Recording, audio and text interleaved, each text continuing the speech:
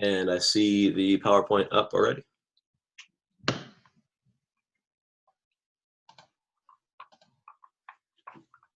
it look up correctly now? Yeah, let's throw it in the presentation mode and get started. That's good. Good. All right, we're going to go ahead and get started on the webinar. Looks like we've got some participants here and some more folks joining still. And I hope the audio works for everybody.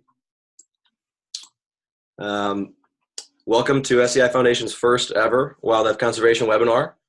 My name is Joe Gergen, and I am the Conservation and Research Program Coordinator here in the Washington, D.C. office. As most of you participating today know, SCI Foundation is a nonprofit organization that funds and directs worldwide programs dedicated to wildlife conservation and outdoor education, ensuring the best available science is used in wildlife policy and management, and demonstrating the constructive role that hunting and hunters play in conservation of biodiversity. I'm excited to start this webinar series and hope that we can grow the audience and use this platform to communicate our conservation work and project results to the network of SCI members, hunters, and wildlife professionals all around the world. Some housekeeping things: if you guys have a question for the presenter today, please use the Q&A box or the chat box to the panelists, and I can field those questions at the end of the presentation. Also, these webinars are being recorded and will be available on our website at safariclubfoundation.org and posted on our blog at firstforwildlife.com, and we'll also share them on SCI Foundation's social media sites. We're very happy today to have our guest speaker, Dr. Tim Hiller. Tim grew up on a family farm in southwestern Iowa, where he started his commitment to hunting and trapping at an early age. His interests resulted in undergraduate and graduate degrees in wildlife ecology from 3 universities. This included research on northern bobwhites in the Texas Panhandle and white-tailed deer in Michigan, with much of his deer research funded through local SCI chapters. Throughout his career, he has worked on everything from black bears and mountain lions to grouse and red foxes, and of course, bobcats. As time allows, you may find Tim chasing prairie chickens and avoiding porcupines with his dog in the Nebraska sandhills, trapping marten and getting his truck stuck in the Oregon Cascades, or spending time outdoors with his wife and 2 young daughters. And I will tell you that he is a awarded, published, and accomplished fur bearer biologist.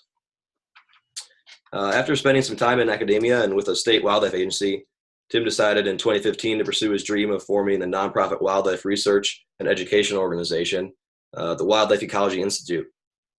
Tim can provide some more details, but he designed this institute to bridge the gap between research and management. He works closely with state and federal agencies and other NGOs to ensure that wildlife research is meeting the needs of managers, hunters, and trappers. SCI Foundation got involved with Tim's Western United States Bobcat project a couple of years ago and has continued to work with him directly since then. I want to thank the Hunter Legacy 100 Fund for awarding funding to this project in January of this year. That grant has provided the seed funding to make this work possible. I also want to thank our Conservation Committee for being so supportive of this project as well. So with that, Tim, I'll turn it over to you and the Western United States Bobcat Project. Thanks, Joe. I certainly appreciate the opportunity to talk about this project to folks. It's a very exciting project to me, and I'm very pleased and happy that Safari Club International Foundation is allowing me to talk about it and has had so much interest to fund this and get it off the ground. So to kind of add to what Joe has been mentioned to me, I thought I'd show a few pictures real quick to kind of show where I've been and where I'm going. The left-hand picture is a marten. I always try and capture a few marten in Oregon, although that's tailed off a little bit since I'm across the country right now, but hope to get back to Oregon before too long. The center picture are a couple prairie grouse that I harvested in the Nebraska sandhills. And with a lot of luck this time next week, that's what I will be doing, getting lost out in the sandhills of Nebraska with my shotgun and my dog, and trying to avoid email as best I can for a short period anyway. And as Joe mentioned, my family's very active in the outdoors. The right-hand slide is our oldest daughter, who's 3 years old. And at this point, I'm pretty sure she can identify more wildlife species than most members of the general public. And I think her sister's probably going to follow in those footsteps as well. So we're definitely an outdoor-oriented family. I've been very active with Fur Takers of America, to a lesser extent National Trappers Association, and certainly other sporting organizations for quite some time. As Joe mentioned, I've spent a fair bit of time in academia, but also some what I would call real world management experience. There was about 6 years between my bachelor's and master's degrees, and much of that time I spent at Story County Conservation in Iowa, doing on the ground type of field work, habitat restoration and management and that sort of thing. What I would argue has been probably the best part of my career, as far as up to this point anyway, was my time spent as the carnivore fur bearer coordinator for a few years with Oregon DFW.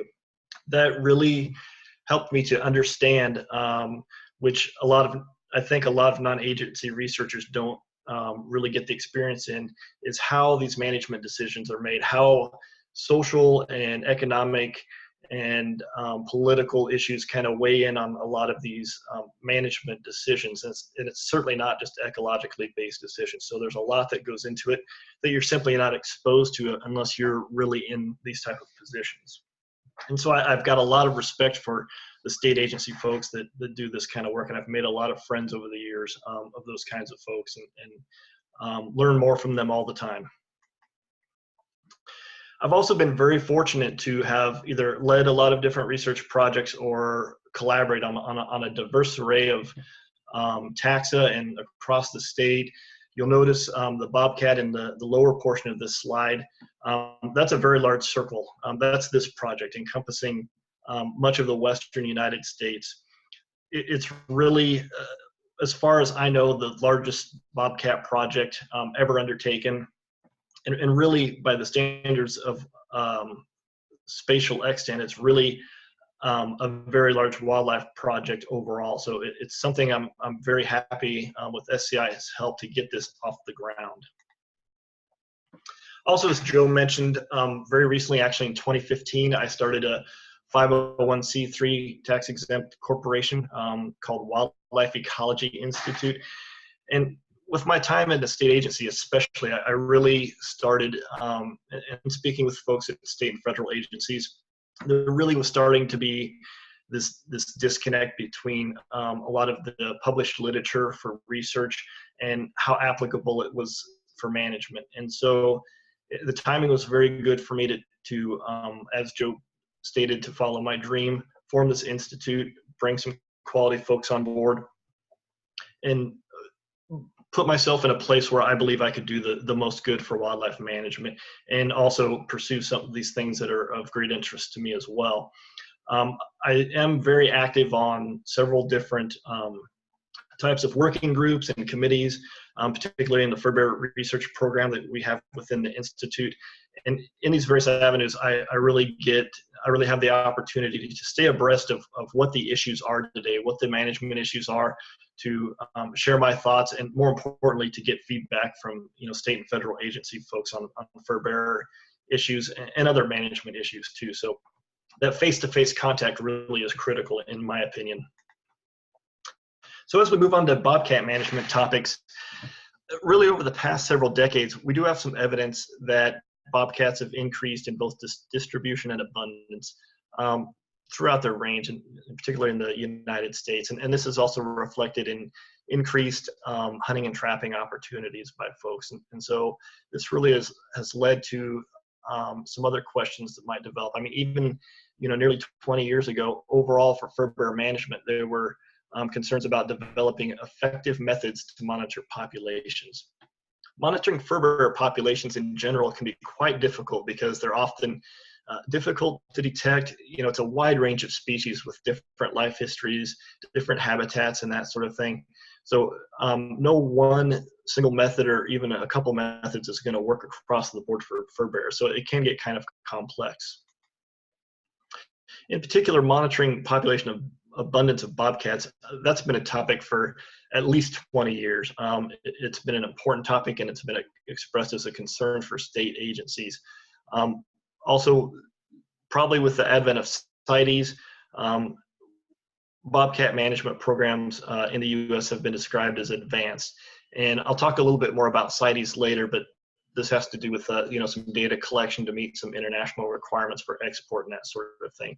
But what all this really adds up to is perhaps we can do a little bit more these days with the information that we have, and add really utilize a tool in the toolbox that's available to get at some of these underlying questions related to bobcat management that I'll get into.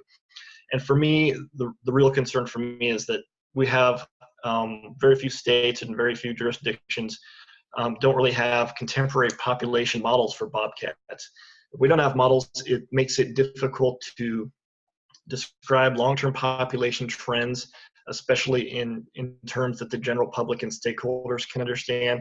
And it also makes it a bit difficult in some senses to justify management decisions such that we can readily show that harvest is sustainable in these situations.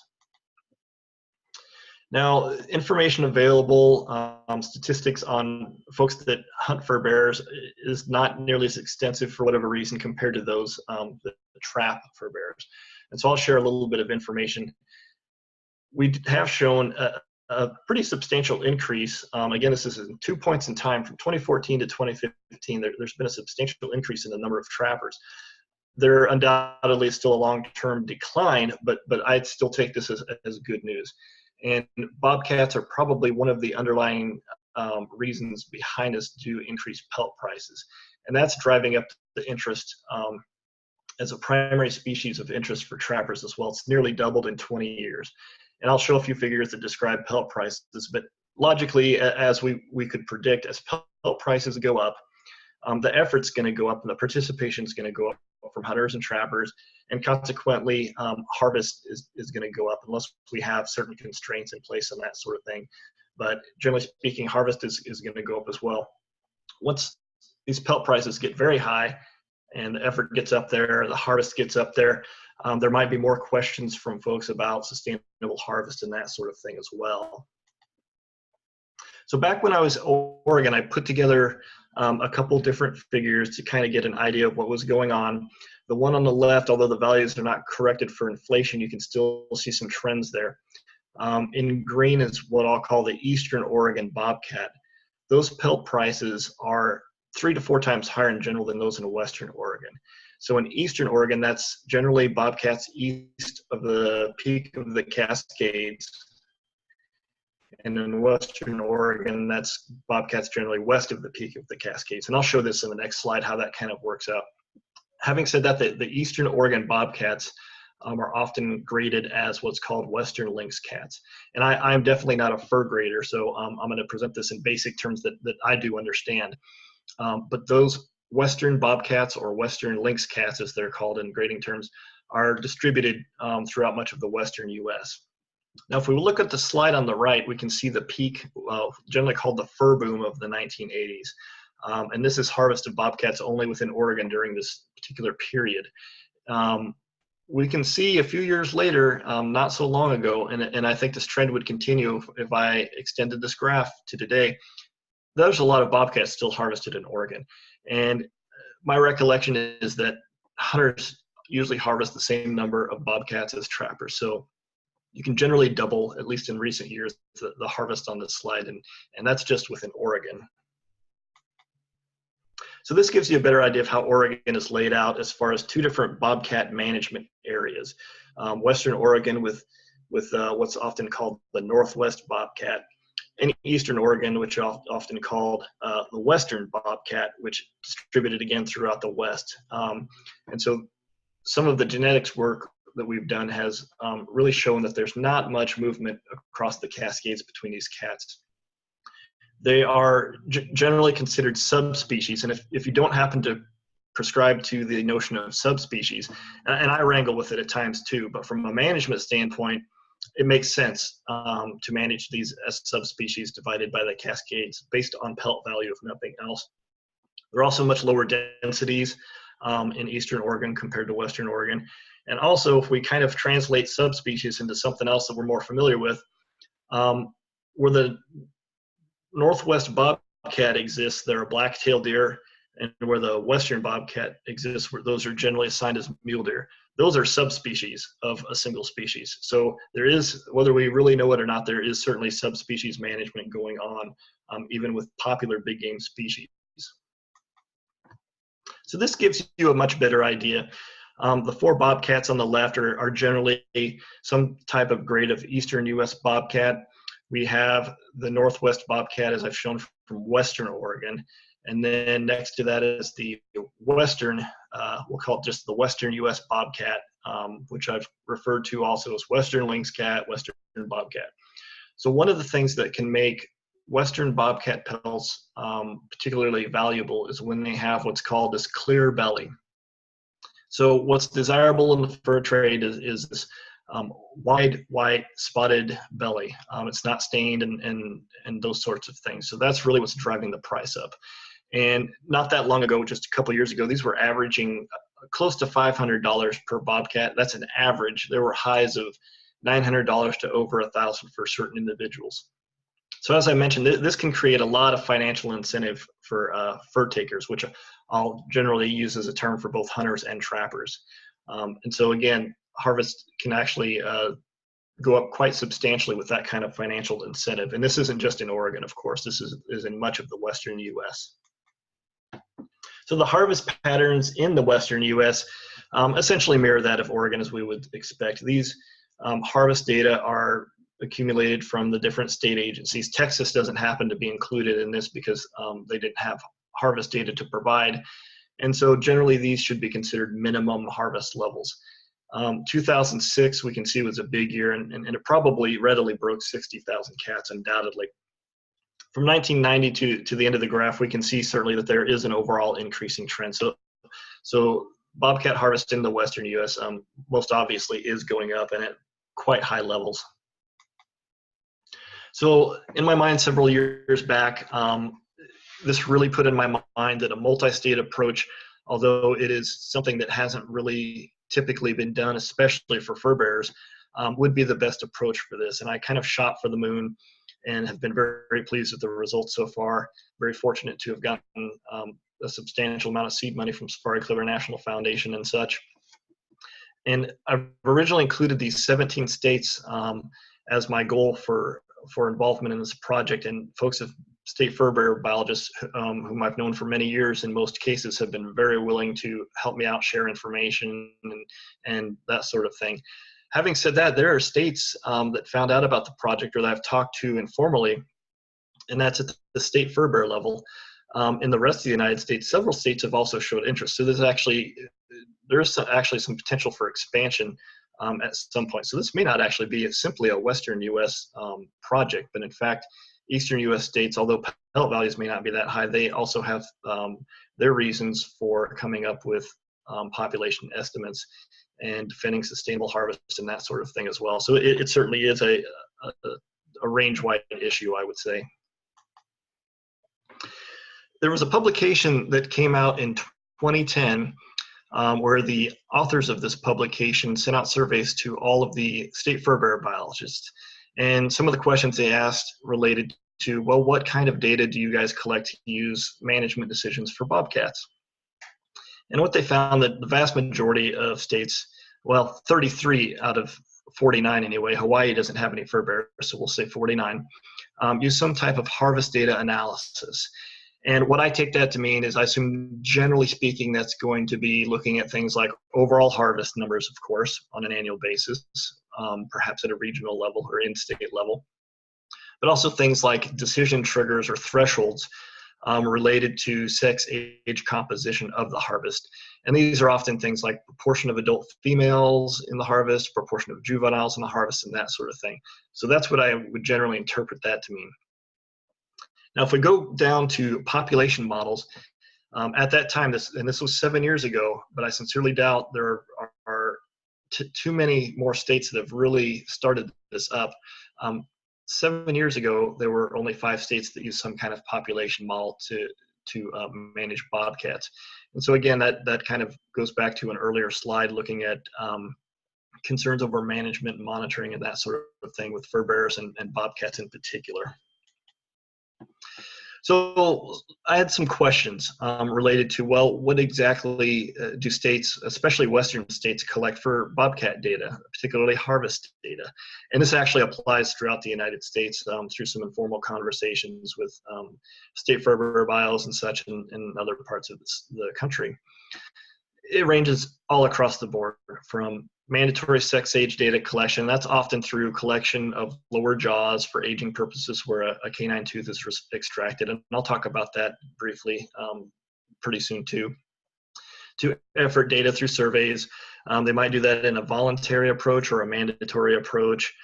They may do some visual inspections and do a quick sex age class assignment of harvested cats. It just ranges across the board. There's one Western state that collects essentially no data, so that I found a little bit concerning about what the future might be for that particular state, and they may decide at some point that they want to start collecting data at some level as well. And that's something we can certainly help them with something like this project, with input from various state agencies that have been doing it and what level of data they might decide to collect and that sort of thing. And of course, data are collected differently by time period within a state. So a given state might collect data one way for 10, 20 years. It might switch to something simpler for a few years and then go back to the old way. It runs the complete continuum. And so that really the bottom line here is there's a lot of different kinds of data out there, both spatially and in time. And so there's a lot of things that need to be sorted out, and we'll see that as one of the objectives of this study in a little bit. Another question I had in my head, and quite honestly, after spending time in the state agency chair, I kind of had this already answered, is do states fully utilize their data? And my personal definition of that would be, are they collecting data and using contemporary methods, what folks would agree generally is the best available science and that sort of thing. And again, by and large, that's one of the reasons I wanted to start this project, was to address something like that.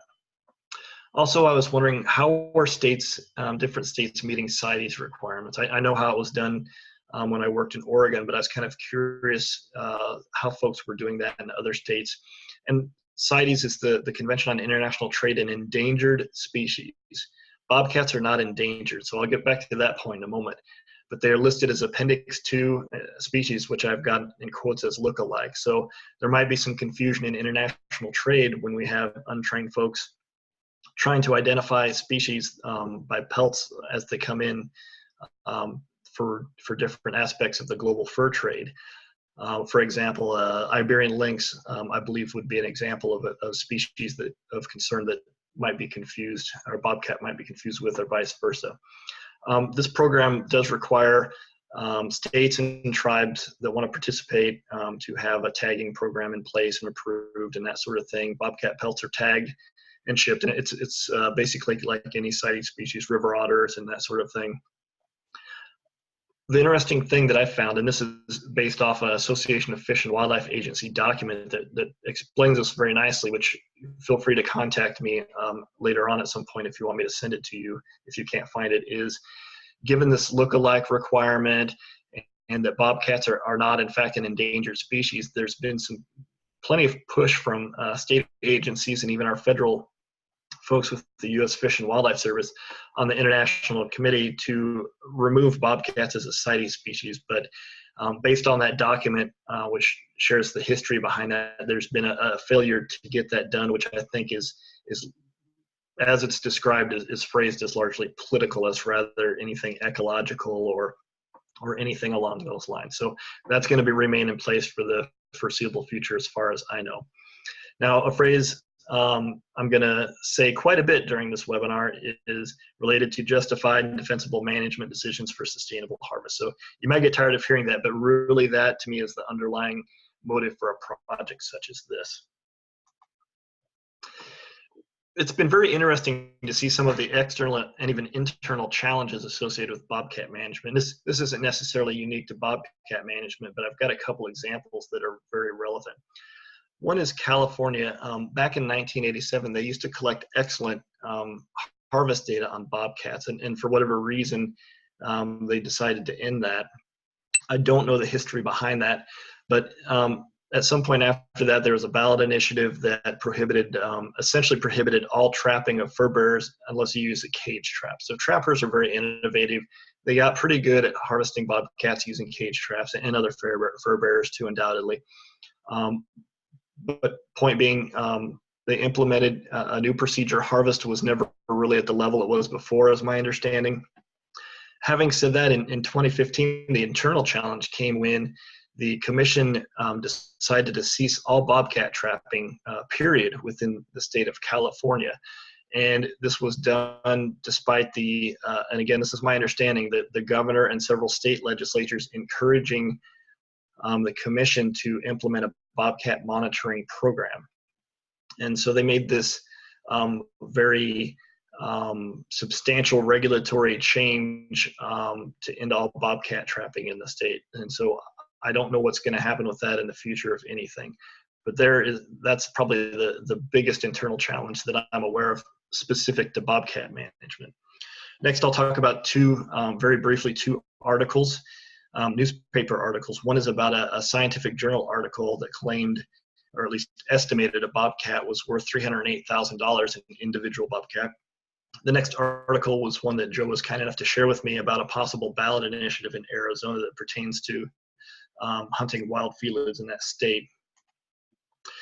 So this Washington Post article was quite recent. It has to do with presumably a single individual bobcat in the Yellowstone area that they estimated, based off of ecotourism revenues, such as fees, or not fees, but revenue generated by sales of photographs by professional photographers and that sort of thing, that this bobcat was worth $308,000. And this appears to be a habituated bobcat, which is fine. It just seemed to be very, very tolerant of people, and they could stand along a stream and watch it. And apparently there was some predictability to its movements and that sort of thing. And they made some comparisons to the prices of bobcat pelts and that sort of thing. So you might have an idea of where things might have been implied or otherwise in such an article. One of the authors of the scientific journal article made a quote to the Washington Post that said it wasn't a call to end hunting and trapping altogether, but he viewed it as an opportunity to reform those regulations based on the best available science. So there's that phrase again, best available science. And so here is where I think this project comes into play, and we've actually secured funding to do this project and estimate populations in Wyoming. So there's one key thing to note about this. The second key thing to note is think about what this quote says, which at face value might seem reasonable, but one of the authors of that scientific journal article is affiliated with Wyoming Untrapped. And so that's just something I wanted to note along the way as we think about how articles in the Washington Post and otherwise come out with information about these certain scientific journal articles. So in Arizona, there's several groups, and some of them we're very familiar with, are trying to get on the November 2018 ballot. They're trying to get enough signatures to get an initiative on that ballot that would prohibit the hunting of bobcats and other big cats in Oregon. And there's a quote within this article about a sportsman's group representative who made a statement about mountain lion populations are rebounding. And if we go back to the 60s, I think that's a well-founded argument as well, because that's kind of been the case in the majority of Western states. I don't know if Arizona has a population estimate for mountain lions. They may, I haven't looked it up, but they don't for bobcats. I'll get back to that in a moment. He also said that jaguars and ocelots are already protected under the Federal Endangered Species Act. He's right about that, of course. But when we look at bobcats, they weren't really mentioned in this article that I'm aware of, other than in the title. And so the question here is, well, what can we do? Well, the good news is that the Arizona State Agency is interested in our project. They started collecting really good harvest data, I believe, in 2012. So we've had some discussions about them getting at least 5 or more years of data, and then seriously talking about joining the project. So I've got my fingers crossed that they'll be on board in a year or two as well. So again, that's something that we could really help Although this is admittedly an emotional issue, we can use science to make some arguments as well. So when we're looking at current bobcat management in the 17 western states, I spoke and corresponded quite a bit with all 17 state fur bearer biologists. And I got some excellent information, as you would expect. Two of them actually have bobcat management plans. Many of them are considering developing bobcat management plans, or at least incorporating bobcats as part of a overall fur bearer management plan. Most of them collect some sort of sex age, or what we can call age at harvest data, which I'll describe again here pretty soon, and its relevance to the population modeling I'll be discussing. One state, Montana, is developing, and they may have finished it by now, a contemporary population model, which is actually a very similar approach as what I have for this multi-state project. So there's going to be some great opportunities for my institute to share information back and forth with Montana on how best to approach that and iron out some things and stuff like that. And we have a great opportunity to learn from each other on that.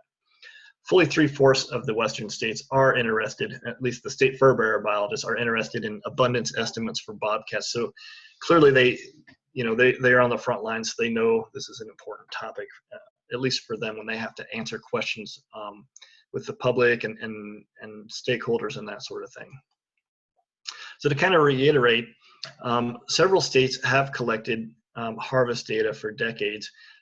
If we move through some other states, we can see that they have recently started, like I mentioned, Arizona has, and there are states that are considering perhaps even collecting more data. We'll talk about that a little bit more as in fact what might be good enough for this population modeling approach, and some that aren't collecting any might consider doing so. And again, that's something that we can help with along the way with assistance from other state agencies and what they've experienced as well. So there are also some questions related to harvest management and how we can apply what we know. Simply, how do we estimate bobcat populations over such large areas, either the entire state or a bobcat management unit or something like that. These are large areas, and so these aren't something that we've traditionally done before, but now we actually do have some contemporary statistical analyses that we can apply to this, especially when we have harvest occurring over these large areas. Another question is really, how do our harvest management decisions affect, for example, bobcat population trends? When we change regulations, do we clearly know, what the trend is expected to do, what it's doing, how are we impacting it? Is harvest sustainable? How can we clearly show that harvest is sustainable, and that sort of thing? Here it is again. Are our management decisions defensible based on the best available science? I think that might crop up a couple times here. And finally, I brought this up briefly. What level of data collection is good enough to make our management decisions? Some states collect a lot of data, and from a researcher standpoint, more is better. But in reality, from a management standpoint, with limited resources and logistics and that sort of thing, often it's wise to know, well, what exactly do I need to collect and how much of it? So that's something that we can help with as well as we go through what each state has done and how it all works out into different population models and stuff like that. So this project has three overarching objectives. The first objective is to fully evaluate really what's out there. I've got an idea of what each state has, a very brief idea, but to get a better idea, really need to see and describe and talk to folks and see what's available for each state agency, because there's a wide variety of things. And as I mentioned, it's changed through time, sometimes very substantially. And how we're meeting this head on is I've been working with individual state agencies, and each state agency has a different approach in how they can help out with this. The majority of them basically load up what they have, send in an email. That's not always possible with some internal policies and stuff, which I fully understand and appreciate. Therefore, some require formal records requests, public records requests, and some require us to set up a data sharing agreement. And so we can do all that. And we've done that before with states. One thing that I've kept in mind and I've expressed to state fur bearer biologists, especially those where the data aren't always in one place and it might take a lot of time to compile everything and that sort of thing, is I don't want to excessively burden them. These folks I know are very busy. Doing a formal records request, I did a lot of them in the 3 years I was with Oregon DFW, and I can tell you, you've got a lot of things to do, and that's something that you have to do, and it's not always something that's the most enjoyable to do. So that's something I'm avoiding while still trying to meet this objective, of course. Finally, the real benefit to knowing this is when a state says, okay, Tim, I think we're ready to forge ahead with this. Can you develop a proposal for our state? You have the detailed information on the data we collect. You can develop a detailed budget, and you can hit some highlights on what you can do with this and specifically how. And so we can use that information to develop these state-specific proposals as we advance this project. And again, that's related to Objective 3 that I'll talk about in a moment. So Objective 2 relates to assessing aging and sex identification techniques for bobcats and knowing the error rates associated with this. And I won't get into this too much, but knowing the error rates will help us know what kind of error is acceptable and how it affects our population modeling efforts. And so we know errors exist. I published a paper on errors in sex identification of bobcats in Oregon, looking at what was assigned during mandatory check-in versus what the genetics assignment was. And so we know there are errors, and that's assuming that the genetics are always correct, of course. But we can incorporate these into our population modeling.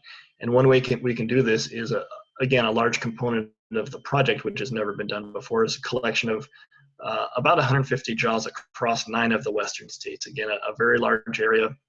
A good sample size of lower jaws, and there's lots of things we can do in terms of aging to look particularly at aging error. So everything from molar wear to extracting teeth and sending them in and for aging purposes based off of cementum annuli. So we're doing all this. I've developed some collection protocols that match basically what most states are doing anyway.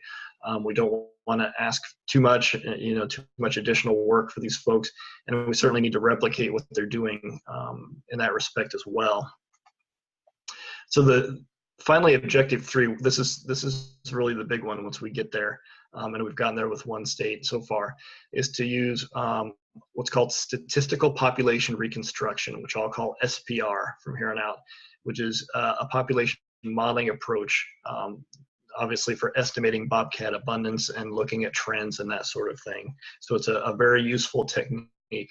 And I'm not going to go through the nuts and bolts of this too much, but to give you a little bit of background and give you an idea of, well, what do we need to do this and what can we get from it, I think are really the key points.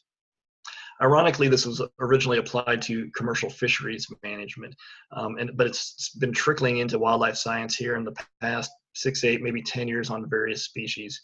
And so it's very useful, but it's kind of slow coming around. It's a very complex technique, and there's a lot of different ways you can use it, and we're still learning some things about it as well.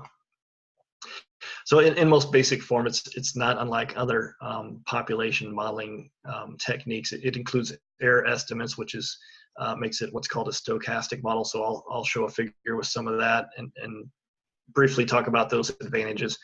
And as with any population model, of course, the better and the more data you put into it, the better those the more those errors decrease. And so that's certainly not unique to the modeling technique, but it's something to think about as well, especially in terms of what data is good enough, how much data are good enough, that sort of thing.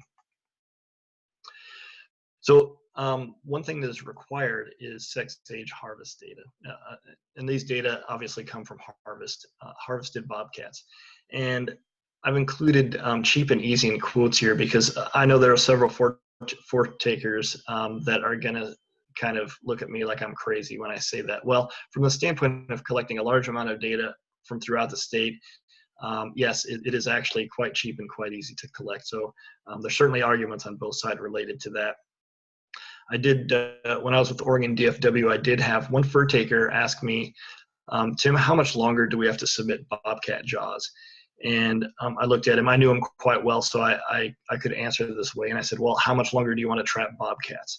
And he kind of looked at me and thought for a minute. And I think after a few more minutes of talking, I think he was on my side, or at least geared towards that way. Once we talked about it a little bit more and understood my concerns related to not collecting those bobcat jaws. So the lower bobcat jaws, There's a couple things you can get from some states do age in years, which you can get through a cementum annuli analysis. For example, you extract a lower canine tooth, send it into Matson's lab, and you can see on the lower right here, it's almost like rings in a tree, but this does take specialized training, and that's what Matson's lab is for this project, of course. And this can be done with lots of different mammalian species, but it lays down these annular rings in the teeth that you can determine which are appropriate to count and come up with an age estimate. This happens to be a 14-year-old bobcat. So if you took this slide and tried to determine which 14, actually it'd be 13 rings, and then the last one wasn't, or the first one wasn't laid down. So you can actually count the number of rings with a lot of training and come up with a pretty accurate age estimate. The second route is to, and there are other ways, is to determine age class. And probably the most common is to look at the lower canine tooth and determine if the root is open or closed, if there's an opening there. So if there's an opening, it's probably a juvenile, which generally is classified as 1 year or less, but in fact, it's going to be 18 months old or less, and there's some error there as far as how it's classified. And if it's closed, it's generally considered an adult. So as with any of these methods, there is some error associated with it. Again, how much error is acceptable is really kind of the underlying theme there. Of course, we do need more data than just sex age data based off of harvested bobcats. This can be in the form of, although there haven't been that many studies that use radio-marked individuals and have published statistics that include annual survival rates and reproduction, perhaps something related to harvest mortality, cause-specific mortality, and that sort of thing.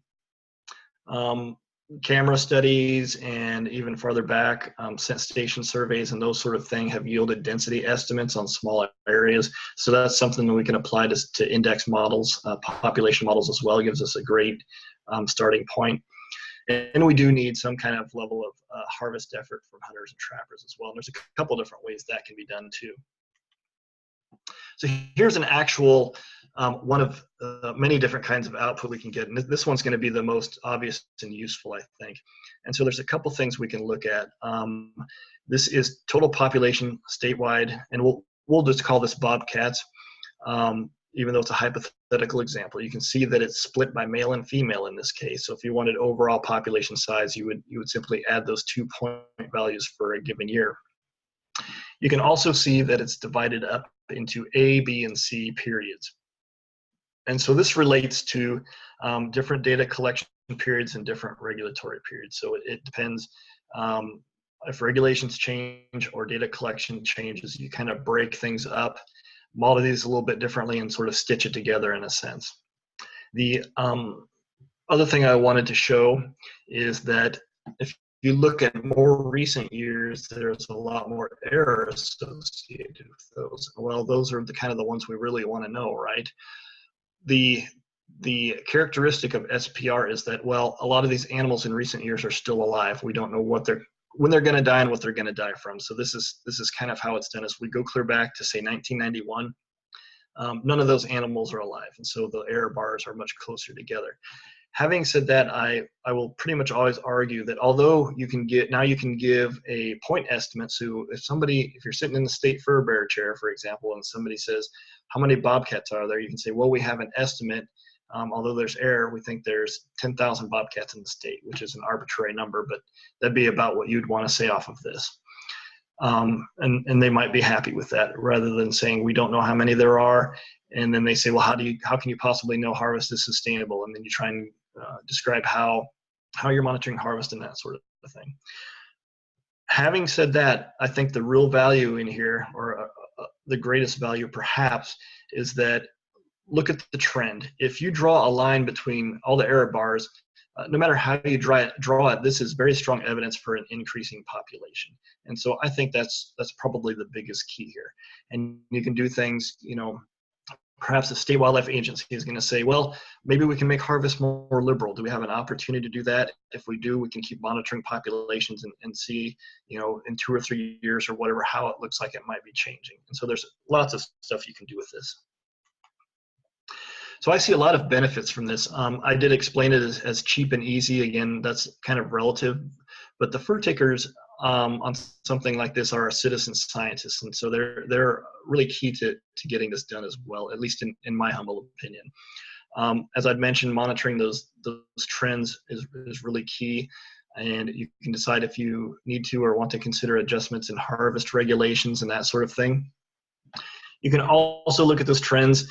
You can forecast populations into the future with proposed changes. So let's say Eastern Oregon has a bag limit of 5 bobcats per hunter or trapper, which they do. Well, what happens if we change that to 7, like it was previously? What does the long-term trend seem like it's going to do? And then if you decide you want to implement that based on those results, you can keep monitoring and see what actually happens. So there's a lot you can do in terms of sustainable harvest and defensible management decisions. There it comes up again as the last point. Also, these harvest estimates, they don't necessarily have to be conducted annually. Certainly a state agency can do that, but there can be other desirable levels. So Oregon DFW has a rotating schedule of every other year for considering changes to fur bear regulations. So they might want to do it every 2 years at most, every other year rather, or if there hasn't been many regulatory changes for a long time, they might choose 4 or 5 years. It just depends on the situations. They might want it every year if they implement a substantial regulatory change or something like that. Bobcat prices, pelt prices really take a jump up. So there's a lot of things that depend on those decisions that state agencies can make, but there's flexibility within that as well. So there's a lot of products that can come out of this that I expect to come out of it. That sexing and aging component, for example, there's been a wonderful guide, at least one put out on mountain lions for folks to use in the field, and I can see this certainly being the case for bobcats to help managers and fur takers as an easy reference and that sort of thing for field use. In addition to a scientific publication that would come out for that, and the results to use for population monitoring as well. Certainly we can provide the population results for each state that participates in the third objective that we get funded. So we're not gonna hang on to the results and wait for all of them to compile over the a couple of years or anything like that. We're gonna provide the results right now as soon as we have them available. Having said that, we will compile all the results for publication purposes, or at least that's what we have intended in a multi-state format, along with working with state agencies, looking at all the data, looking at what we've done, and work on what we think are good recommendations to include in a manuscript that we'll submit to Wildlife Monographs, which is a very well-respected scientific journal published through the Wildlife Society. And finally, I'm working with several key fur bear folks, key folks in the fur bear world, to update a 1987 book called Wild Fur Bear Management Conservation in North America. This has generally been called the Fur Bear Bible. It's 1,150 pages, 71 chapters, just an outstanding document. But again, this was produced 30 years ago, and it needs some updating. Information from this project will be invaluable to include in the Bobcat management chapter in that project as well. And that will be a large long-term project as well, kind of coupled alongside this one. So there's lots of different projects and lots of different opportunities to use the data and the information and the results out of a project like this. So the next steps for me, of course, for objective 1, which is the data evaluation, I'm going to continue to work with state agencies over this harvest season without interfering with their duties, of course, to continue to put that together and line up things for proposals and such. Also, during this harvest season, we have everything set up to get the jaws collected and that sort of thing for the sex age assessment component. Matson will be expecting our tooth submissions in April, and we should have results back by July at the latest. We'll have all of our data collected before we pull teeth, and then we should have all our data back by August or so and start going through that as well. As I've alluded to, we're going to continue to grow the project by recruiting states, getting those collaborations formally set up, and the funding as well for the actual population estimation component, which is the big objective 3. And hopefully that'll be at least over the next 2 to 3 years, and I'm hoping to have 2 to 4 states sign on per year. So that's our goal, and we've been pretty aggressive about getting that done. So we certainly are intending to meet that goal as well. Finally, it's our strong desire, of course, and we intend to continue to work with Safari Club International Foundation and other hunting and trapping organizations during this project. They have invaluable input and feedback, and we're going to send updates. And so this is a big project, and it's a team effort. And so we've got a lot of different quality folks involved, and looking forward to forging ahead with this project for sure. A lot of folks, even though this is a relatively new project, it did take quite a bit of time to get set up. So a lot of folks are involved, as I mentioned. I'd like to certainly thank Safari Club International Foundation for all the help and the generous financial support to help launch this. That was just absolutely critical in getting this off the ground and running and showing folks, hey, this really is very important, especially agency decision makers and stuff like that. Right off the bat, we recruited Wyoming Game and Fish Department, got a contract to do the population estimation for them. We've got a lot of data coming in. We've got data gaps that we're working on filling. And so that's a situation where, of course, that's going to take some time, but we're going to have a great product for them. Wyoming State Trappers Association has contributed to the Wyoming project as well. And so they are an important stakeholder, an important project component as well. And really, I need to acknowledge all 17 of the Western state agencies, particularly the state fur bearer managers. They have been top notch at responding, especially when they're with their busy schedules. They certainly probably know much better than I do the importance of such a project like this. And although it's not just limited to bobcats in the sense of importance in fur bearer management, bobcats do serve as the ideal species on which to start something like this for sure. I've got some excellent collaborators on the project. Paula White from UCLA has been active with Safari Club International Foundation in terms of research for quite a few years. She has experience with aging African lions, and so I asked her to come on board for that particular project component. So I'm really looking forward to continuing to collaborate with her on that. Our two quantitative ecologists, because this is such a large project, are Dr. Florent Bled and Dr. Drew Tyre. Both excellent, although they might not consider themselves statisticians. I'll call them quantitative ecologists. They are very well versed in statistics, certainly much better than I am, and so they're going to be key in forging ahead with that component as well. Please, by all means, at some point after the webinar, if you would like to contact me, you can go to www.wildlifeecology.org. Call or email. Email's probably the easiest for me, especially, again, fingers crossed I'll be out in the sandhills next week chasing prairie grouse. But again, feel free to contact me with any questions or for that AFWA document on CITES or whatever you'd like. And again, I would really like to thank Safari Club International for the generous support and for allowing me to present on this topic. I believe this is really going to stand out there in the bobcat management world for sure. Well, thank you, Tim, and thank you for being our first presenter. We've got just a couple of minutes left here. As a reminder, if you do have a question, we'll give you a second to enter it into the Q&A box or into the chat box. But if you think of something later, feel free to reach out to Tim or myself. And as an added bonus, we can close a little early. Again, thank you, Tim, for being our first presenter. I really appreciate it. And thank you to everyone who joined the webinar. I don't have any major announcements, but hope to continue this webinar series soon featuring another SCI Foundation project. So with that, we'll end a little early. Thanks everyone.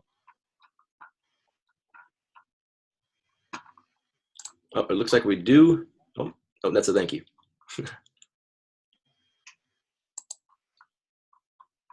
All right, thanks everyone.